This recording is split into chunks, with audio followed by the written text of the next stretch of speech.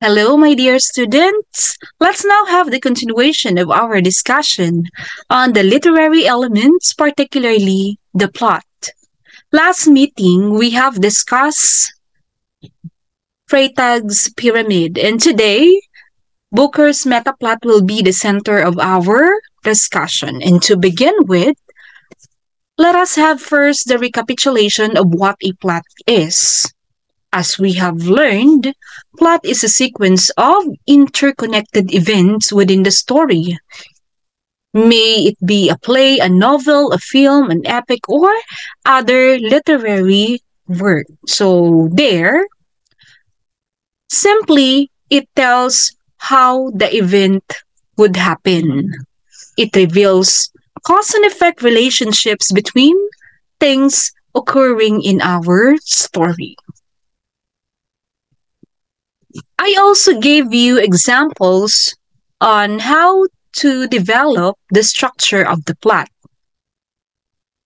There are many ways on how we could present the structure of the plot.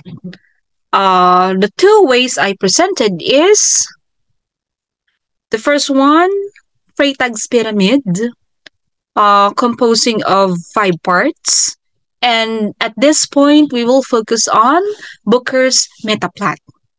It was formulated by Christopher Booker's, which outlines an overarching metaplot, which he argues can be used to describe the plot structure of almost every story. So ito po ay embedded sa kanyang book na 7 Basic Plots and Why We Tell Stories. Katulad din siya ng Freytag's pyramid, Booker's Metaplot has 5 stages. The first one, the anticipation stage, in which the hero prepares to embark on an adventure. Lagi naman po tayong embarking on an adventure. And then we also have the dream stage, in which the hero overcomes a series of minor challenges and gains a sense of confidence and invincibility. Dito sa period na ito, pwedeng siya ay mag-undergo ng adventure, makagain ng iba't ibang experience, at magkaroon ng mga small wins where he could gain confidence and even stronger power. Sa ikatlong stage naman, we have the frustration stage. The hero confronts the villain of the story.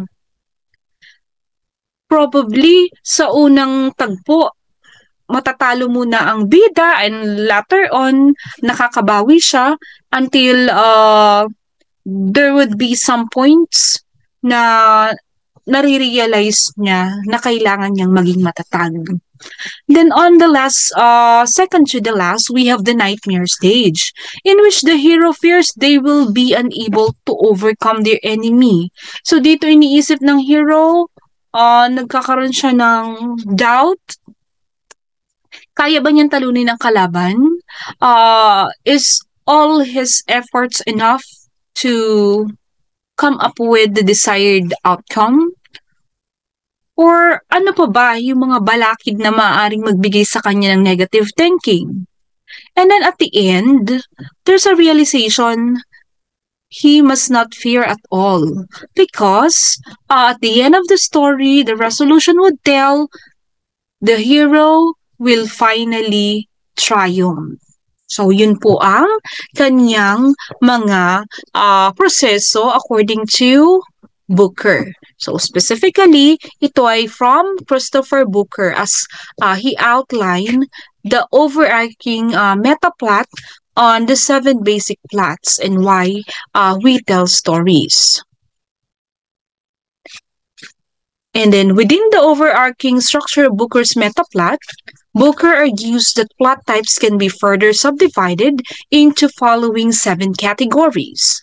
Booker himself borrows most of these definitions of plot from earlier writers such as Aristotle, and here are some of the 7 types. So, kanina, pinresent ko sa inyo ang stages of metaplot. Ngayon naman po ay ang 7 categories nito. First, we have the comedy. Sa comedy, ang character syempre ay nahaharap sa iba't ibang uri ng challenges, conflicts, misunderstanding, culminating in a moment of revelation when the confusion of early part of the plot is resolved and the story ends happily. Yun naman yung talaga yung notion. When we talk about comedy, it always ends happily. Hindi naman necessary na sinabi na comedy ay nakakatawa, but comedy here is the manifestation of a happy ending. So, in romantic comedies, the early conflicts in the plot act as obstacles to a happy romantic relationship, but the conflicts are resolved and the plot ends with an orderly conclusion. Best example I given here, A Midsummer Night's Dream, and then When Harry Met Sally, and Pride and Prejudice are the examples of comedy since they end up happily. Let's have the next. The next, according to Booker, is the tragedy. The plot of the tragedy follows a tragic hero. Pwede siyang likable, well-respected, morally upstanding character who was a tragic flaw or naka-encounter siya ng kabiguan known as hamartia. It's called flaw or mistake. So, ma-encounter din nyo yung terminologies na yan when we dig deeper on literary analysis by next semester. Okay, so when the tragic hero becomes aware of his mistake, this realization is called anagnorisis. This happy life has been destroyed, and this reversal of fate is known as peripetia. It leads to the plot's tragic ending and frequently the hero's death. So, yun yung manifestation na it's a tragedy. Heroic characters would end up in a tragic death. And it is also lifted from the theory of Aristotle, the theory of tragedy, which in turn was based on the patterns in classical drama and epic poetry. So Antigone, Hamlet, and The Great Gatsby all are examples of tragedy. So, ayan, alam na natin na ang comedy ending happily and tragedy ends into the death of the hero. Next, after that, we have Rebirth. When we talk about Rebirth type of plot, the character is literally or metaphorically imprisoned by a dark force, enchantment, or character flow. Through an act of love, another character helps the imprisoned character overcome the dark force, enchantment, or character flow. So, parang may something dun sa character na kailangang ma-awaken, maaring tanggalin ang sumpa, or mapagbago yung character in a form of rebirth. And some of this one includes stories of rebirth allude to Jesus Christ or other religious figures who sacrificed themselves for others and were resurrected. So, ibig sabihin, in other scenes, when we talk about rebirth, may darker na characteristic yung bida or kung sino man, and then maaaring na tanggal yung sumpa, and then he was born once again. Or pwede naman na may isang karakter na kailangang magsakripisyo ng buhay para magkaroon ng kalinawan or ng kaligtasan ang lahat. So that is what we call as rebirth. Example pa rin ito, ang Beauty and the Beast, The Snow Queen, and The Christmas Carol. Ang plot nito ay rebirth pa rin. Let's now have the continuation. Overcoming the monster. The hero sets out to fight an evil force and thereby protect their loved ones on their society. So, yun po yung tinatawag natin na overcoming the monster. So, ano pa yung monster na tinutukoy dito? It could be metaphorical, it could be literal. So, paglaban ng bida sa evil forces para ipagtanggol ang kanilang mga mahal sa buhay at ang kanilang lugar na kinabibilangan. So example for this one is the ancient Greek mythology. Perseus battles the monster Medusa. But in the television show Good Girls Revolt, a group of women files a lawsuit in order to fight discriminatory policies in their workplace. Both examples following overcoming the monster plot. And also, yun nga po, Beowulf. So, in a easier sense, pag sinabi nating overcoming the monster, may kailangang pagdaanan ang hero para iligtas ang kanyang kapwa. So, yun, mga examples natin ay given already. Ito, a very typical story, rags to riches. When you say rags to riches, mula sa pagiging mahirap, biglang yumaman, coming from a disadvantaged person or a background, then suddenly gaining success and wealth, and then appears to lose everything before they finally achieve the happy life they have always deserved. Best example, Cinderella and Oliver Twist. Examples of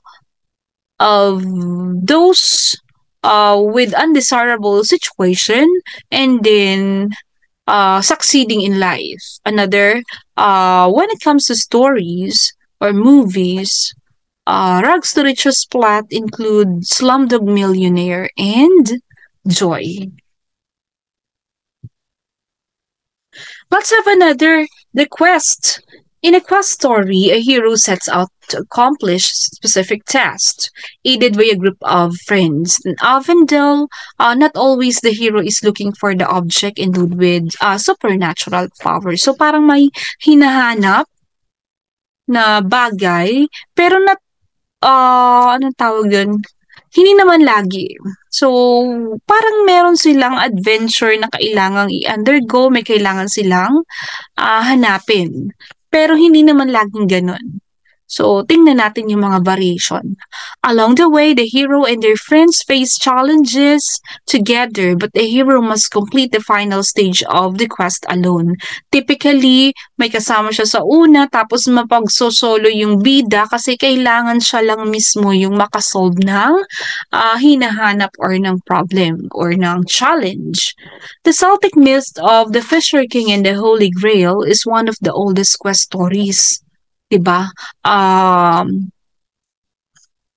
The Quest for the Golden Fleece ni Jason the Argonauts, best example as well. Yung parang may hinahanap na object, parang mga treasure hunting stories, pwede rin dyan.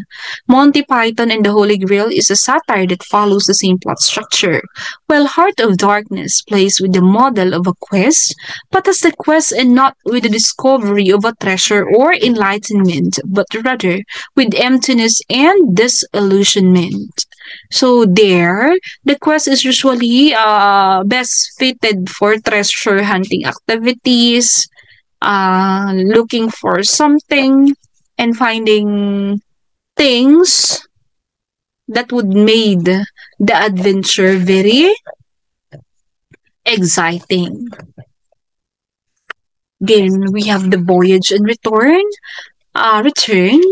The hero goes on a literal journey to an unfamiliar place where they overcome a series of challenges, then return home with wisdom and experience that help them live a happier life. So, halimbawa, ang character ay napunta sa kakaibang dimensyon.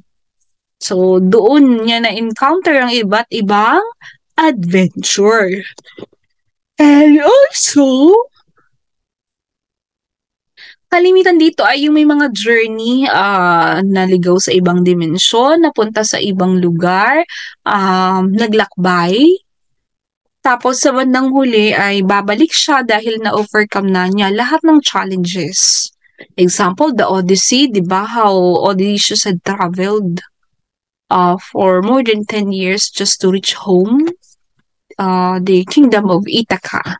Then we also have Alice's adventure in Wonderland. Alam natin na si Alice ay naglakbay, pumunta siya sa ibang lugar, ibang dimension, marami siyang na-realize at pag-uwi niya, parang sa same dimension pa rin siya dumaan or passage. Then we have Chronicles of Narnia and Eve, Pray, Love, and All follow the Voyage and Return plot. So class, probably I could give you titles of stories which you can work on and then tell me what kind of plot is being embedded using Booker's Metaplot.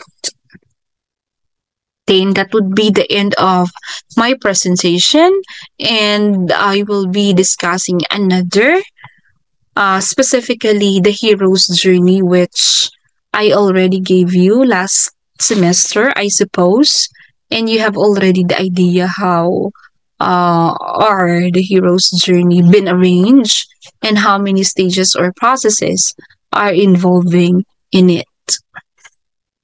So with that, thank you so much, and let's have the next discussion on my next upload. Thank you so much, students. Goodbye.